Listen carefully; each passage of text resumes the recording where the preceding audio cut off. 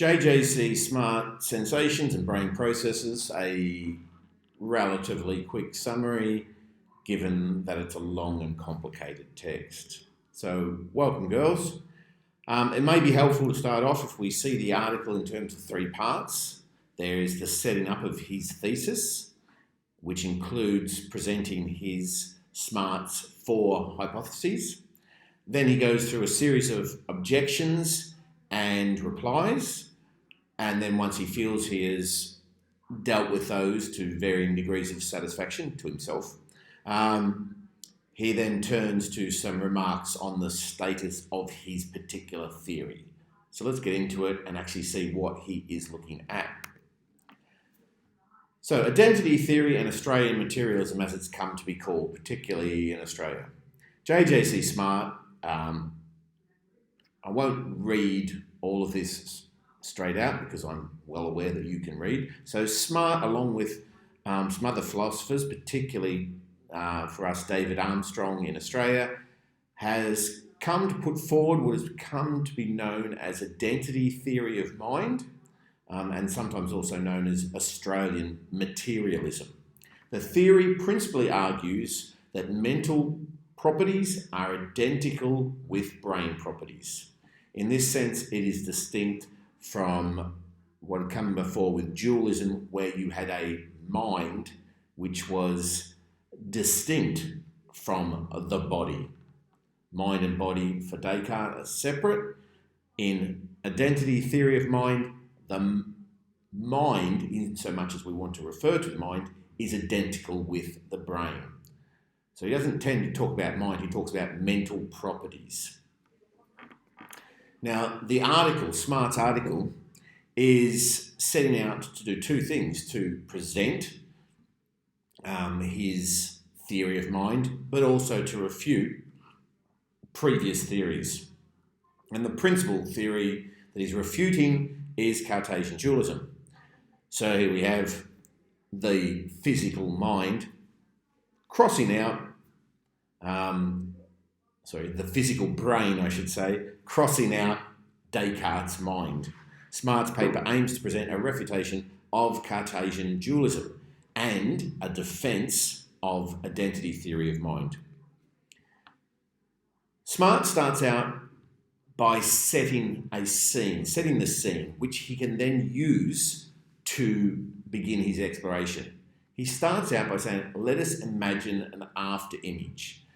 Now, the image I have on the screen here is a picture in negative, which often gets used, particularly on the internet. You might come across these sorts of things where they're presenting optical illusions. So you'll get a negative, you stare at the negative for long enough, look at a white wall, and you'll see what we call an after image. Let's just have a look at this one for a sec. He uses an after image because it is effective in raising the question, what type of thing is it that is being reported? Is it physical, mental, or psychical? Let's just jump and have a look at an after image. Okay.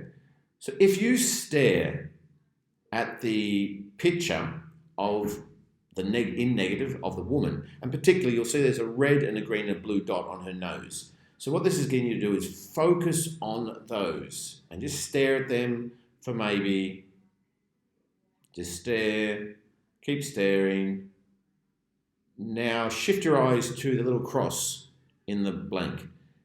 And if you're anything like me right now, doing this, looking at a white wall in front of me, I suddenly see what we would call an after image. Why this is interesting, if I go back to this, what I'm seeing in my mind, which appears to me to be projected onto the white of the wall I'm looking at, or the white of the screen that you may be looking at, I'm not seeing the image in my mind of the picture.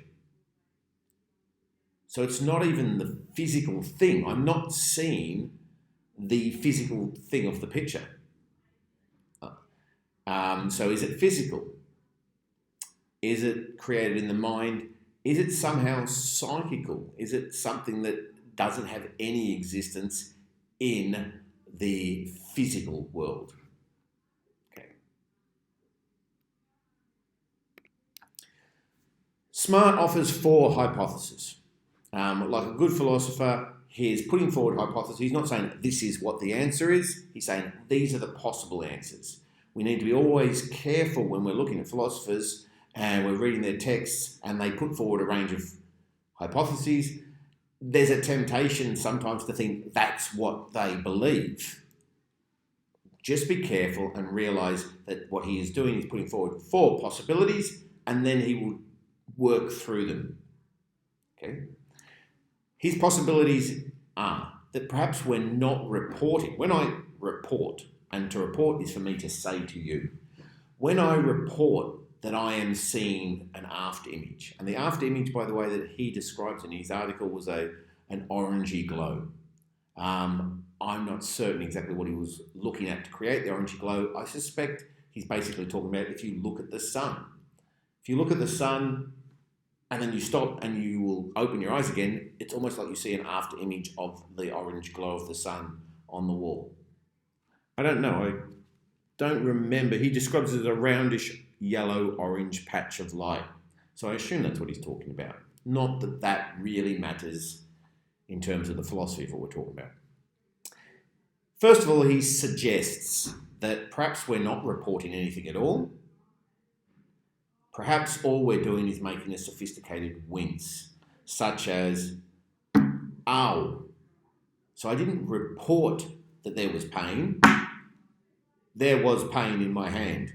What I did was my body responded to the sensation of pain. Ow. But in this case, it's still a wince, such as an ow, but it is a sophisticated wince. So when I look at the sun, for example, and then I look at the white wall and I see an round orange-yellow glow, and I say to you, I report, I am seeing a round orange glow. That first idea is that I'm not really seeing a round orange glow, or I am simply experiencing the sensation of the image, which sounds pretty, it's a little bit hard to distinguish here. What's the difference between seeing something and experiencing the sensation of an image? I suppose the difference would be I'm looking over here at a chair, I am seeing that chair, and the chair refers to a physical thing.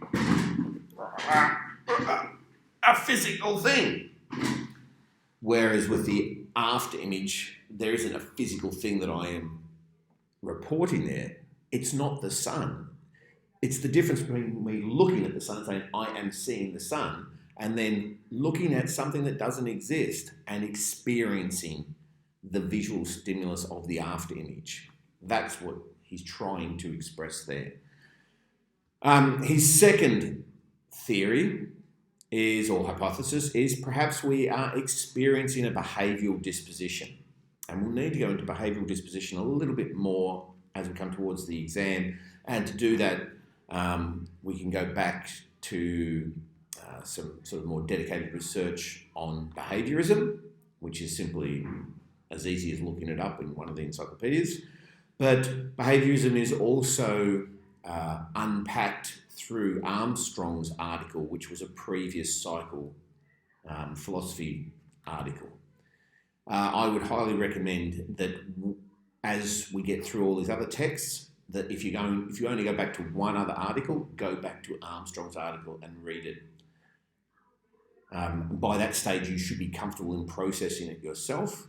But if you're not, by all means, ask me and we'll go through it together. 3, perhaps we are reporting an irreducibly psychical something. We've got to be so careful about this word, psychical, not physical. It's so easy to write one in place of the other. Physical, physics. Physics refers to this world, the world of time and space, the world of a physical world, a material world. Psychical comes from the Greek psyche, which is often can be translated as soul, but it refers to an immaterial substance.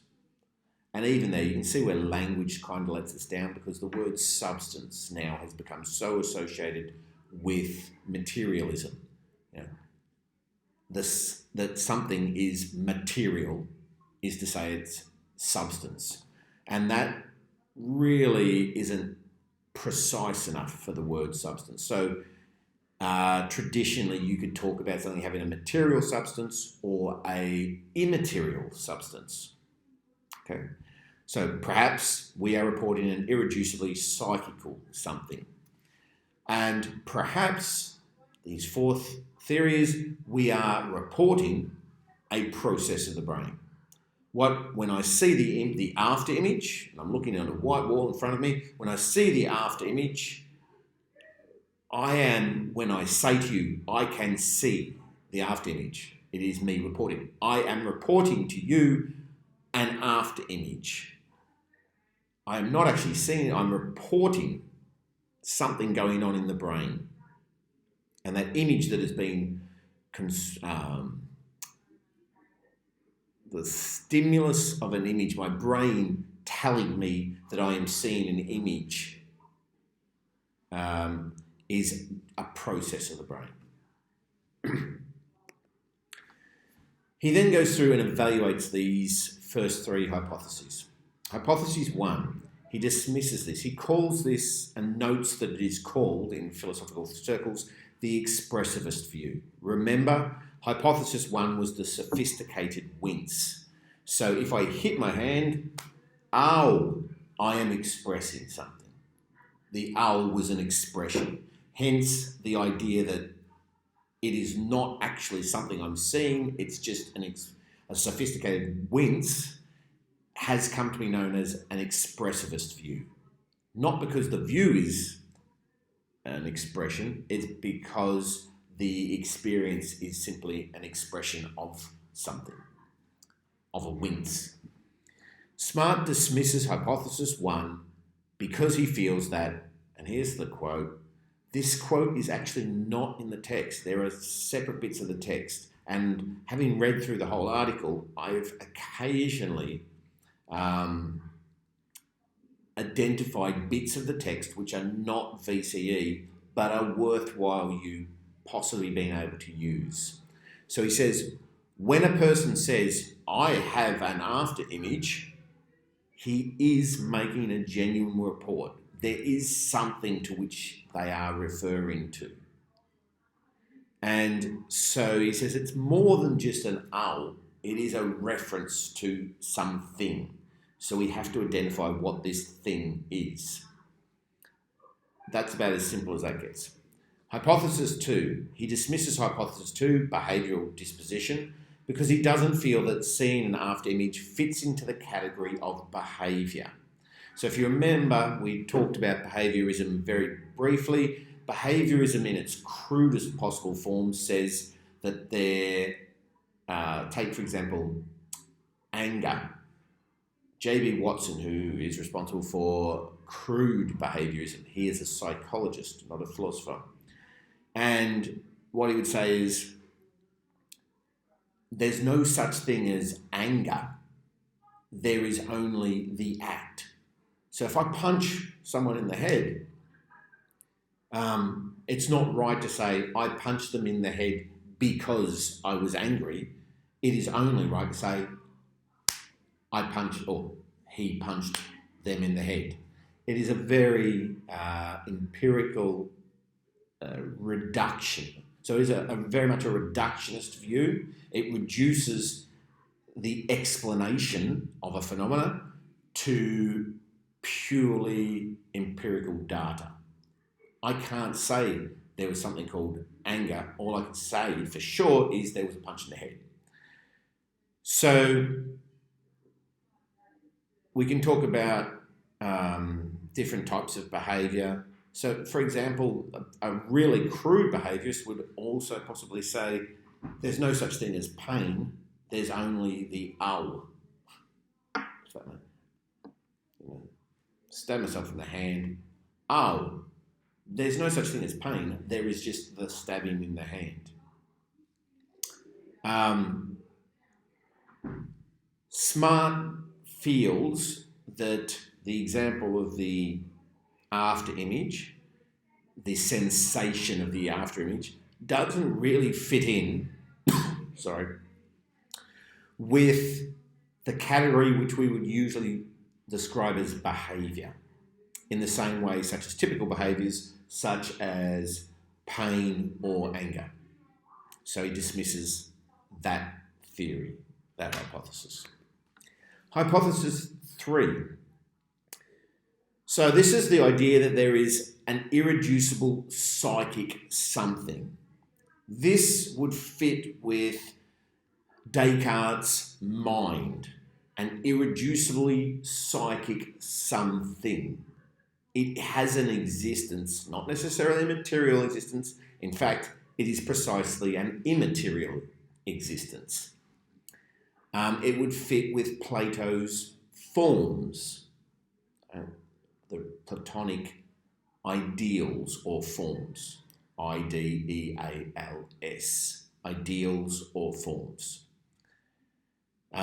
which exist beyond time and space, which are eternal, universal, immortal, unchanging. It would fit with a religious view where there is a heaven, to take a Christian term, a heaven where the soul goes after the life on this earth, the life in time and space. A heaven which is beyond time and space, so that the soul can be immortal. This is what we're talking about when we're talking about a psychic something. So he dismisses the idea that something like this could exist. He's not getting into this article, he's not getting into religious arguments or talking about Platonism. He is talking about philosophy of mind. So he is focusing on the idea that the mind may be a irreducibly psychical something. And he dismisses this based principally on the principle of Occam's razor. By the way, I used the word principle there 2 different ways. I shouldn't have put them together like that. I actually said it is based principally, where principally is spelt with an A-L at the end and refers to firstly or primarily. And the second one was principle of Occam's razor, where principle is basically the theory, the idea, the working. Just suddenly heard myself do it. Thought I would bring it up to you because it's good to have a clear distinction between the different uses of the word principle and the different spellings. Okay, so principle, P-R-I-N-C-I-P-A-L, firstly, foremostly, and principle, P-R-I-N-C-I-P-L-E, that guiding theory or guiding, what's the word I'm looking for? Completely forgotten it. It'll come to me. So, go back to Occam's razor. Occam's razor is sometimes summed up as the simplest explanation is often the best. It literally translates from the Latin as entities should not be multiplied beyond necessity. So when you're trying to explain something, if you need to go beyond, if your explanation needs to create more things unnecessarily, in other words, if you can do it without creating more ideas, then that is more likely to be true than creating new ideas. It doesn't say one is guaranteed. It is a principle of probability. All right? It is not trying to say Occam's razor proves this to be wrong. It just says it's more likely to be right this way. So Smart observes that as far as he's concerned, science is increasingly giving us the viewpoint whereby organisms are able to be seen as physico-chemical mechanisms. This is the materialist viewpoint, the materialist science. And when he's writing, he is of the opinion that, this article is 1959, he is assuming that by now, 2019, as it is, or 2020, 2021, 2023, he's assuming that in the future, science will have proven and shown how everything is physical. The reality is it hasn't. Does that mean it's wrong? Or does that mean that physical science is wrong? No. It just means it hasn't done it. Does the fact that it hasn't done it, but it will eventually do it, so if you believe that, mean it's going to be right? No. All right? So, what Smart is really expressing here is putting forward an expression of faith. He believes science will eventually do this, and he believes that the world is physical. Because he believes science will eventually be able to explain the world in purely physical terms because he believes in physicalism. And you've got to be careful because there can be a circular argument where you go, I believe that that science will be able to explain the world in purely physical terms because I believe in physicalism. And I believe in physicalism because I believe that science has proven, or it will one day be able to prove physicalism. Can you see that's a cyclic argument? And if you're not quite certain what I mean by that, it's one of the things we want to get under our belt, we want to understand. Really well worth jumping on Google, type in cyclic argument or circular argument is probably where you'll find it best. Go to any of the philosophy encyclopedias that I've directed you to and have a look at what they say about circular arguments. We will be looking at circular arguments when we look at Locke and his theory of personal identity. One of the possible criticisms of Locke is that he is presenting a circular argument. In fact, Smart admits that the materialist paradigm has not yet explained consciousness. In philosophy, this is called the problem of consciousness. Now, I think in his text, which I have here, here we go. Here's the Smart text where we are unpacking here. I don't know Smart. I have no idea what he was like as a person, but I find it slightly disingenuous that he recognises that consciousness hasn't been explained. And then he goes ahead to say how he's going to explain it. But he shifts talking about consciousness to talking about sensations. And as I said, I find that's disingenuous. It's like he's trying to pull a trick on us. He's saying, I admit consciousness hasn't been explained. And then he's saying, off camera, I can't explain consciousness. So let's explain sensations. And in your head, you're going, right, so consciousness equals sensations. He explains sensations, therefore he's explained consciousness. This is close to what we call a straw man argument. So let's keep going. If I go back to hypothesis 3, just going back to hypothesis 3, let's keep in mind that he says he dismisses it based on Occam's razor, that we shouldn't multiply our explanation to include more entities than we need. He describes these entities as nomological danglers. So, if you have a look, as I am assumingly having a look below me, and you'll be looking down at, on the screen, a nomological dangler.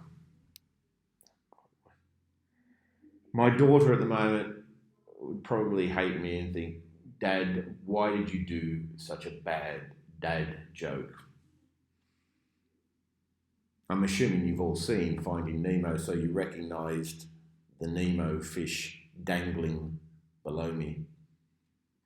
I actually did a deliberately bad joke because when you are trying to remember stuff for exams, one of the ways you might want to think about your revision is to use flashcards. And sometimes, rather than just having like what is a nomological dangler and then the answer on the other side, include images that will set your memory off and help you remember it. Sometimes the sillier, the more absurd the image is that you've drawn or used to help you remember something, the better it will be in triggering that bit of information.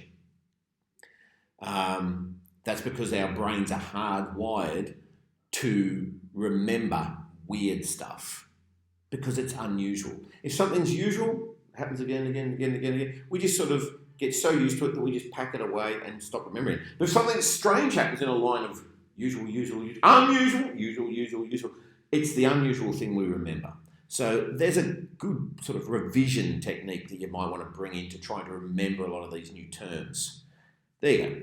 A nomological dangler or a nomological dangler. Nevertheless, Smart feels that it seems absurd that everything can be explained by the laws of physics except consciousness. So if this consciousness, this is going back to hypothesis 3, if we accept that it is a psychic something, then it has a different set of laws to the physical something. And he takes it that everything is bound by the physical laws.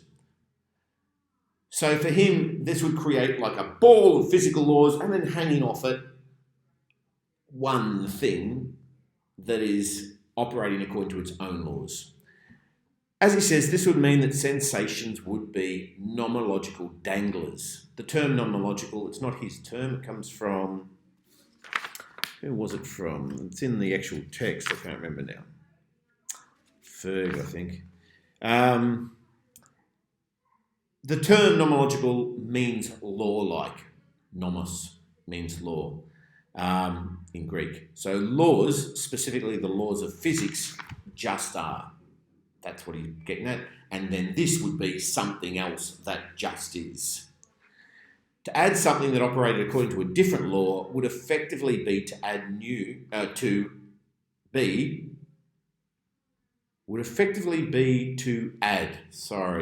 that A should be add. I'll correct that in the PowerPoint when I put it up. Add a new thing that is a law unto itself, and thus like a law, which would in effect be dangling from the other physics laws. Again, this is maybe a little bit disingenuous. By 1959, modern science was aware of quantum physics. Quantum physics operates according to different laws to Newtonian physics. Okay? To conflate all of physics into the laws of Newtonian physics, cause and effect, is, again, disingenuous. It is slightly lying. It's not as simple as that. And by 1959, he would have known that. There was already a branch of science talking about different laws. However, he may not accept that branch of science. There is a tendency for us, the average modern person, to assume that the word science refers to sort of a homogeneous means all the same viewpoint, and it's simply not the case. There are lots of different disciplines and branches and theories and worldviews within this idea of what we call science.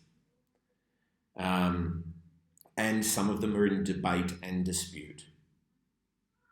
Right. So having said all that, he is dismissing the idea that it is a psychical something based on the idea that that would go against Occam's razor, and based on the idea that modern science is going to prove everything to be physical, which, as I said, is already a circular argument. Now, I'm not trying to speed along with this video. It will be a long video. I would strongly recommend you break at different points. Most likely, most of us can concentrate for around about 20 minutes. So by all means, shut me off whenever you feel like it. Which probably meant right then. Okay, so welcome back again. I'm assuming you've all shut me off and come back later, hopefully. According to Smart, these nomological danglers, these nomological laws, would be unknown to science. So he then says a really concerning sentence. Such ultimate laws would, so if there is a psychical something, it would have its own, it would operate according to its own law. Okay? Sensations would operate according to their own law. Consciousness would have its own law, distinct from the laws of physics, putting aside the whole quantum question. According to Smart, such ultimate laws would be like nothing so far known in science. By the way, there's if you jumped onto the internet right now and typed in consciousness, quantum physics, there are quite a few articles turning up from scientists who are starting to suggest, rightly or wrongly, don't really know, starting to suggest that the way consciousness appears to work, i.e. separate laws, different working to the working of the physical realm, is the way the quantum realm works. That consciousness may be, and again this is an attempt by, it's still a materialistic sort of viewpoint, consciousness may be the material workings of the quantum realm. But, going back to Smart, such ultimate laws would be like nothing so far known in science. If any philosophical arguments seem to compel us to believe in such things, I would suspect a catch in the argument.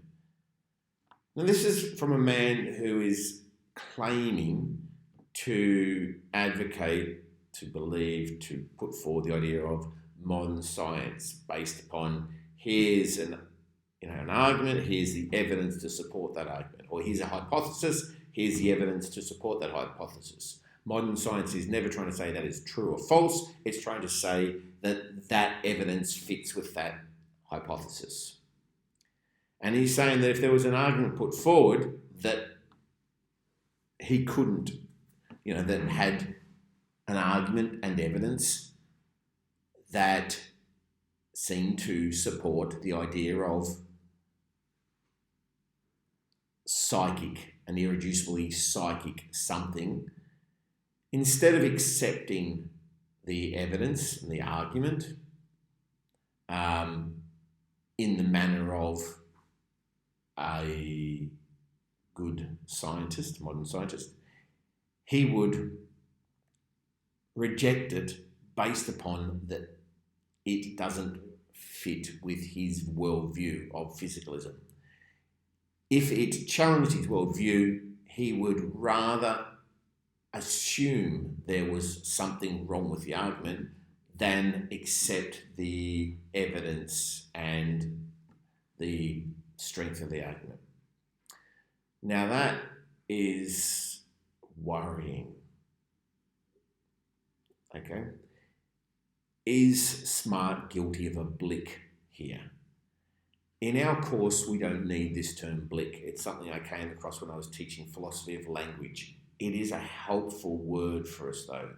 In the philosophy of language, R.M. Hare coined the term blick to refer to an unfalsifiable belief according to which a worldview is established. So that quote from Smart really suggests that he is operating according to a worldview that no matter what came up, he will not let go of the worldview. It is unfalsifiable. Even if it was proven, he would assume that somewhere in the future science will find the answer. That way he never has to answer, he never has to address any arguments against physicalism. So now that's been pretty harsh on Smart. It's just really to try and make a point about worldviews. And it's a point that he himself will come back to in the end of his article when he talks about Philip Gross, whatever his name is. Take a big breath and let's keep going, because we then come to hypothesis 4. The fourth hypothesis is that that sensations are identical with brain processes. Mental processes are identical with brain processes. Sensations are nothing over and above brain processes.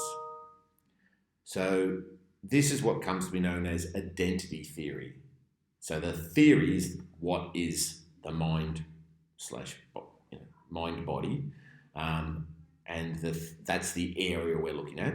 And the theory is that the mind is not other than the brain. So the mind is identical with the brain. So there is no mind, there is simply brain. And sensations are identical with brain processes, hence identity theory. And there you go. That's it in a jar. Everything right there. There's nothing above and beyond it.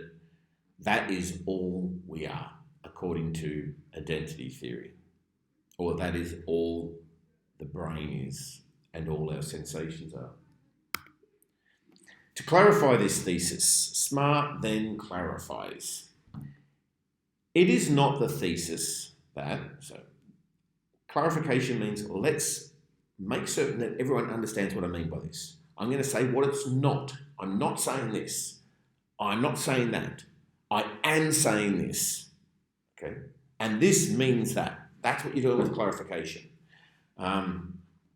It is not the thesis that, for example, after image or ache means the same. Now you notice they put after image and ache in, they're not so much quotation marks, they are scare marks. They are saying, I am talking about the after image. So the word after image, the word after image, the word ache. It is not the thesis that, for example, after image or ache means the same as brain process of sort X, where X is replaced by a description of a certain sort of brain process, such as two neurons shot up synapses. There you go, there's a brain process, there's a descriptor of brain.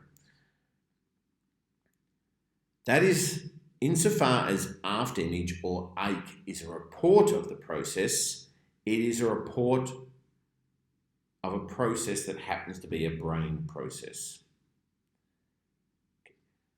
He's going to go on and explain this in a little bit more detail, but the word after image means something different than the words brain process. So the after image is a sensation, the brain process is the thing, and he's saying that they're identical, but he's just clarifying, going, I don't mean that the word after image equals the word brain process, okay? the word after image has a meaning.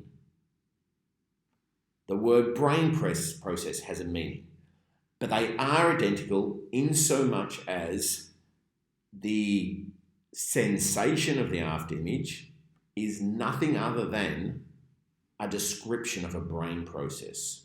It happens to be a brain process. Two things follow from this, as he says. The thesis does not claim that sensation statements can be translated into statements about brain process. He is not saying that after image is the same as brain process, or that having an ache is the same as brain process. An example he uses later. The after image may be, and I think this is the really good example to really clarify his clarification, to make his clarification here really clear. So I think it's a great one he uses. The after image may be yellow, orange, i.e. go back, I look at the sun, I look at the wall, and I have an after image which is yellow, orange. So the after image can be described as yellow, orange, but the brain process, what the neuron firing in my brain, isn't yellow, orange.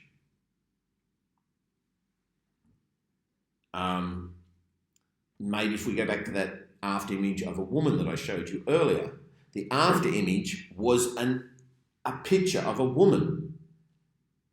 That does not mean that in my brain, the neurons and the synapses have bent into the shape of a woman, that there is a woman or a model of a woman in my head.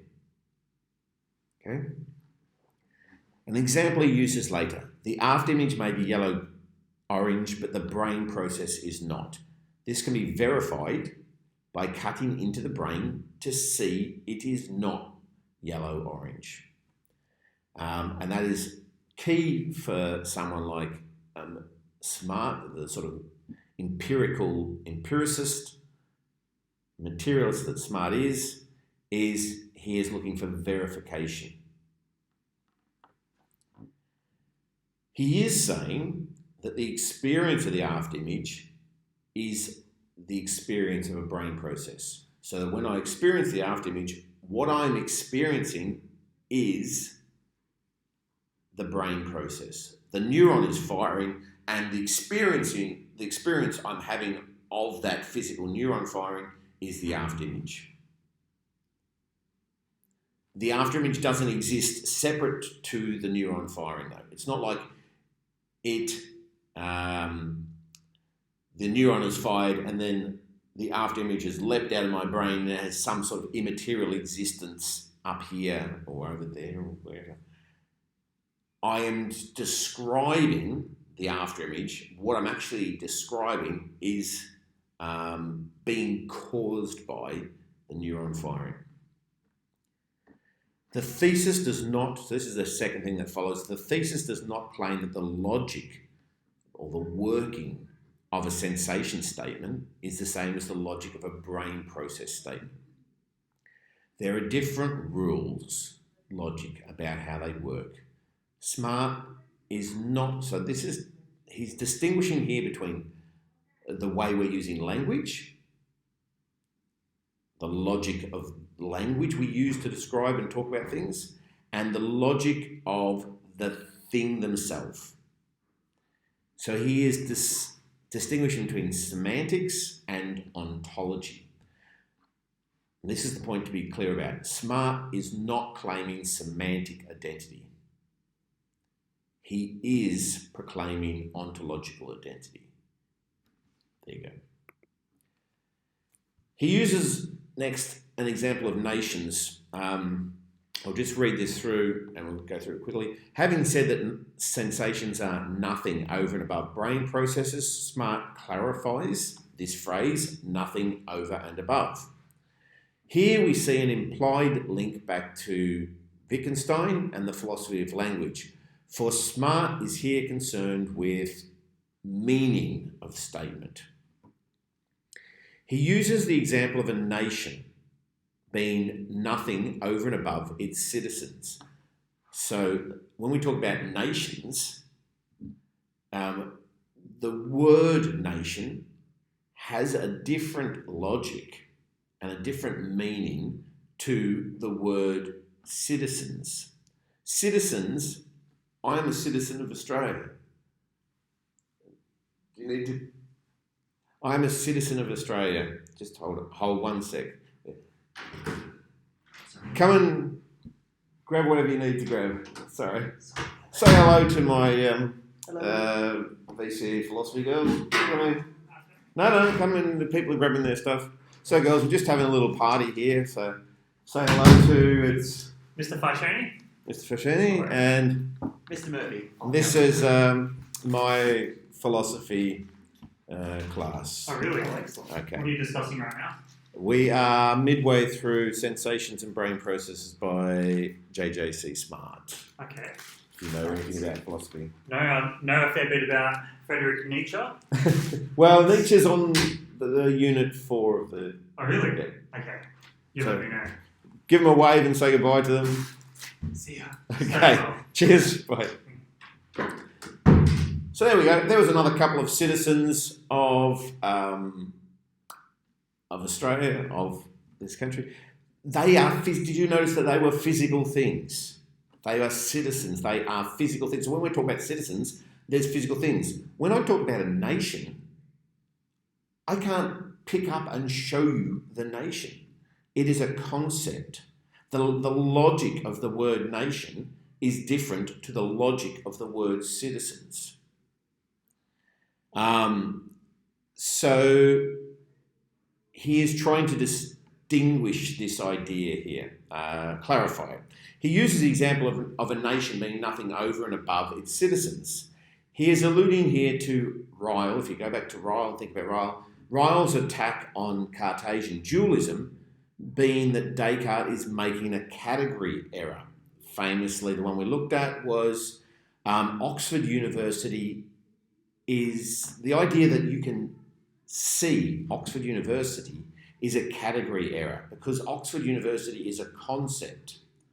All of the buildings are all Oxford University, but they're not all that Oxford University is, because Oxford University is also the lecturers, and it's also the students, and it's also, if you ask someone from Oxford, it's the ethos of what it is to be an Oxford person. It is the ideas and the thoughts.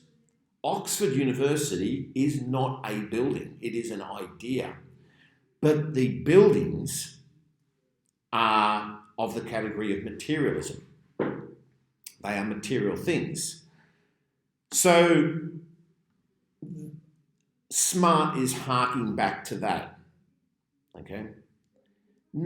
Just note, Locke, when we get up to personal identity, Locke also uses this example of a nation and its citizens. Just be aware, don't confuse the two. He is using it in basically a similar way, all right? But he's talking about something else at the time.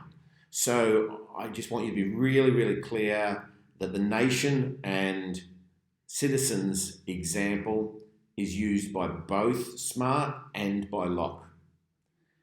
Both of them are harking back to the idea of a category mistake, a category error. Smart recognises that the statements "there are nations" and "there are citizens" are both meaningful. And that idea of meaning goes back to Wittgenstein. Wittgenstein was concerned with meaning, how language has meaning. And things can be meaningful, but meaningful in a different way. A nation is a meaningful thing, but it is meaningful in a different way. It is meaningful in a different logic to a citizen. There are nations, there are citizens, are both meaningful, but they have different logic. The key word is are. Are implies the concept of existence. There are this. This is an are. is a word that implies existence, and what we need, and we need to be very careful about the type of existence we're referring to. Nations do not exist in the same way physical things exist. In that way, nations are nothing, no thing. Okay? They are a concept, but they are not a thing. So they are nothing. So it is, in a sense, right to say nations are nothing, which doesn't mean that nations is not meaningful. I hope that's reasonably clear. Let's keep going. This leads Smart, and you can see how that follows on, that he leads on to wanting to clarify this word identical, because he said sensations are identical with brain process. That is his theory. That is identity theory. That's Smart. That's the key to Smart. Sensations are identical with brain processes. We've just recognised that the word "are" can be tricky, but the key word in this is identical. What does this mean? And that's what Smart now wants to clarify. So Smart doesn't use this language, but I'm going to use this language because it's worthwhile you getting an understanding. If I hold two apples, damn, I should have brought apples in. So pretend I've got two apples. Apple one, yum, yum, yum, yum, yum, yum. Two apples, right? We might say that they are both apples. Okay? They are the same because they are apples. An apple is different to an orange, but two apples are both apples, so they are the same. An apple and orange are different. This is where we need to be really careful about being precise and being very technical about the words same and different. They're words we use all the time. Okay? We use the words same and different all the time. In philosophy, we need to be very precise about it. So two apples are the same. They are the same because they both have the same quality. The quality that they have is apple. Two apples are both the same qualitatively. They are the same quality, they are both apples, they have a qualitative identity. But this apple is a singular quantity, right? It's a single entity. And it's here in my, well, to you, it's my right hand. I think that's maybe, so it's my right hand. This apple is in my right hand. This apple is in my left hand. This apple is in a different space than this apple. This apple is different to this apple. It's definitely different now because I just took a big bite out of it. Yum, yum, there's an apple, right? This apple, you can see, by the way, these videos, it's going to go overall. You may watch it in 10-minute breaks. I'm doing it, sitting straight through for about 2 hours. If I'm not delirious by the end, I don't know when I'll be delirious. So hold on to the end because I'll probably be whoop, whoop, whoop, whoop, whoop. Anyway, so here's this apple. And it's different to this apple. They're different because they're in two different spaces. If we could push those apples into the one space and time, not mashing them up, making applesauce or anything, but then it would possibly be, we would possibly be talking about the apple, but then there would only be one apple. It would be the same as itself. Something can only be quantitatively the same as itself. Okay, that's some language, qualitative identity and quantitative identity that I want you to be aware of.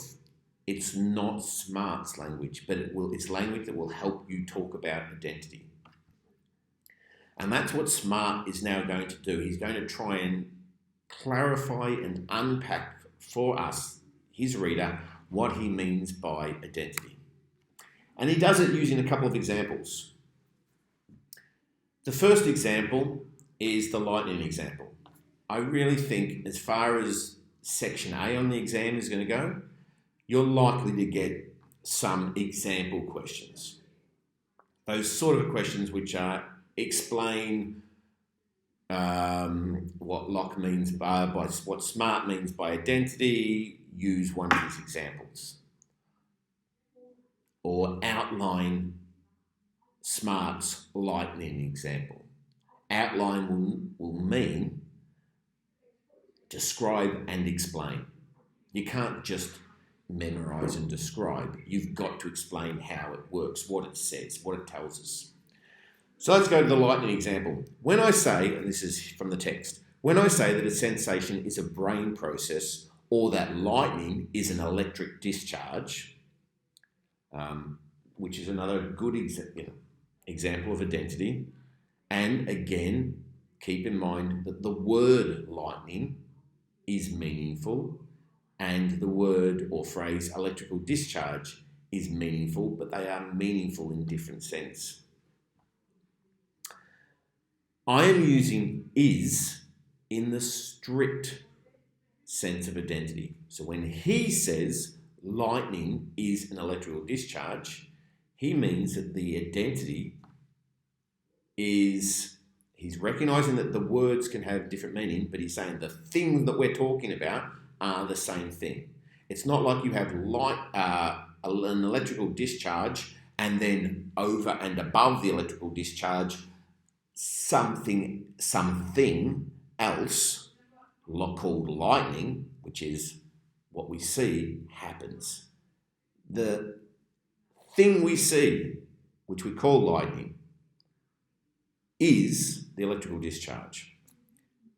And this is what he means by a strict sense of identity.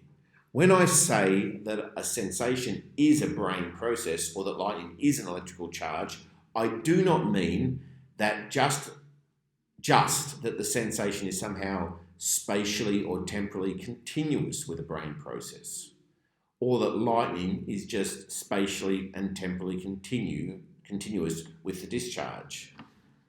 It's not like there is a discharge and overlaying, so to speak, the discharge in the same space, in the same time, is a thing called lightning over and above.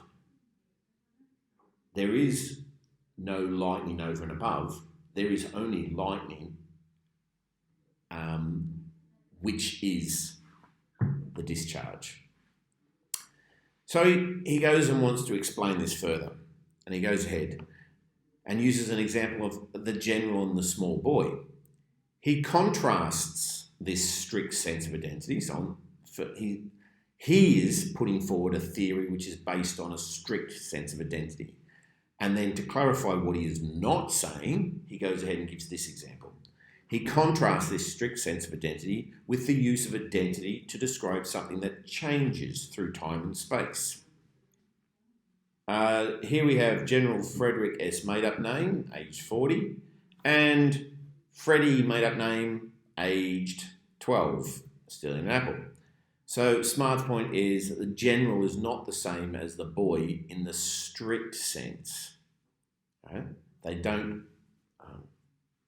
They are not strictly the same thing, but the general and the boy are the same person. And you can see that this particular idea here actually alludes to what we're going to go to in area of study 2, which is personal identity. One instance, and this is using Smart's language, the language of time slice, which is actually quite good for what I chose, the image, which is Doctor Who, if any of you watch Doctor Who, which is a Time Lord. One instance or time slice of an object is not identical with another instance or time slice. However, the object in its objectivity is the same. One incarnation of Doctor Who is not identical, not the same, as another incarnation of Doctor Who. However, the Doctor is objectively the same. There are different types of identity. The VCE book, that's what we're just looking at, and the VCE book notes the following. Type identity. So this language here has come out of philosophy. It's not the language that Smart uses. So you're not obliged to use it, but it can be helpful to understand it and use it. Maybe the Doctor Who example is a better way for you explaining this. Type identity. This is what's called the strong version of identity theory. The idea that a particular thought or sensation will correspond to a specific brain process. On this account, the specific brain process, X, let's call it X, will correspond to sensation Y at any time, in any place, for any person. Right. Type identity. This is what's called the strong version of identity theory. You'll see throughout philosophy, in some of the textbooks, we will see the phrases strong and weak. And sometimes hard and soft, used to refer to theories. What they're doing here is they're talking about, so to speak, the way the theory is being applied. If it is being applied in its strictest possible sense, it is a strong or a hard version of that theory. So the strong version of identity theory is the idea that a particular thought will correspond to a specific brain process at any time, for any person, any place. If a neuron fires off directly north from this particular place in the brain, it will cause a particular sensation in everyone at any time, any place. Token identity, a weaker version, says that we may have a sensation which we associate with a number of different brain processes. So I have the sensation which I refer to as pain. I have a pain in my back at the moment from sitting here too much. I also get migraines, which is a pain. And I just banged my little finger. That is a pain. These are sensations which I am calling pain. But each one of these may correspond to a different set of neurons going off. Okay, different brain process. That's just that's token identity. I'll leave you to read this. You can pause it and read it. It's from the Stanford entry on types and tokens. Just unpacks it a little bit more detail. And again, I will recommend the Stanford Dictionary. It's a great source to go to, and the link down there should, I hope, take it to you. Otherwise, you can just look it up using Google. So, strengths of identity theory. So what we've been doing, keep in mind, if I go back, he has put forward his 4 hypotheses, and he has dismissed the first 3 hypotheses. He has put forward his 4th hypothesis, which is that sensations are identical with brain processes. And then he has clarified that sentence, sensations are identical with brain processes. And he has clarified that by clarifying concepts such as the R, and the word identical. What does it mean? So, what are the strengths of it? Well, the strengths of this theory are it accords with Occam's razor. Does that mean it's correct? No, but it means it has a higher probability of being correct. It explains changes to sensations caused by physical changes in the brain, e.g. drugs. We can see, we can verify, we can empirically verify. If you give someone some drugs and it causes the brain, a neuron to fire, we can see changes in the person. we can see them experiencing sensations.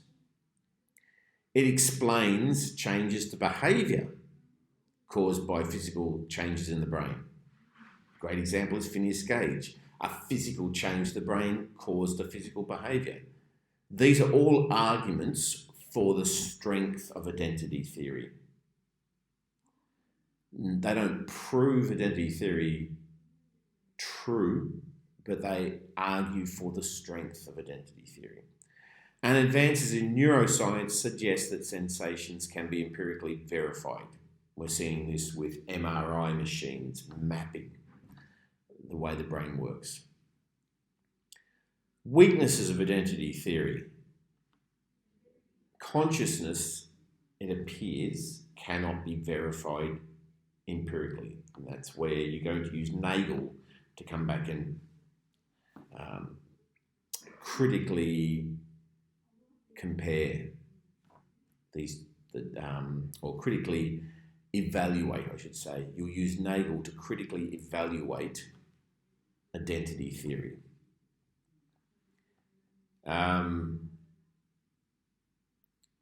The idea of qualia suggests that there is something above and beyond the empirical data. And there it would be good to have a clear understanding of qualia and examples of this idea, such as Mary's Room, Frank Jackson's Mary's Room. And type identity is itself challenged by the problem of other minds. To say that this particular neuron firing will cause the same sensation in everyone at all times, in all places, requires that you can identify what a sensation was like for another person. And that is challenged by the problem of other minds. So there's some strengths and weaknesses.